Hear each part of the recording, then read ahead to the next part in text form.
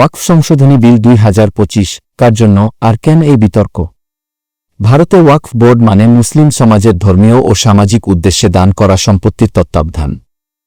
মসজিদ, মাদ্রাসা, কবরস্থান সবই এর অন্তর্ভুক্ত। কিন্তু এখন সংশোধনী বিল বলছে জমির মালিকানা ঠিক করবেন জেলা কালেক্টর, বোর্ডে রাখা হবে অমুসলিম সদস্য, এমনকি সরকার চাইলে বাতিল করে দিতে পারবে যে কোনো ওয়াকফ সম্পত্তি। এটি কি ধর্মীয় স্বাধীনতার ওপর হস্তক্ষেপ নয়? একটি সম্প্রদায়ের বিশ্বাস ও অধিকার কি এইভাবে নিয়ন্ত্রণ করা যায়? সারা দেশে উঠছে প্রতিবাদ। ওয়াকফ বাঁচাও, অধিকার বাঁচাও। এই বিল শুধু মুসলিমদের নয়, এটি একটি ধর্মনিরপেক্ষ রাষ্ট্রের ভিত্তিকেই প্রশ্নের মুখে ফেলছে।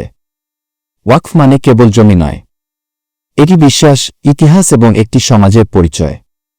এই পরিচয় কি আমরা হারাতে দেব? চুপ থাকলে হারাতে হবে। প্রতিবাদ করুন, সচেতনতা ছড়ান।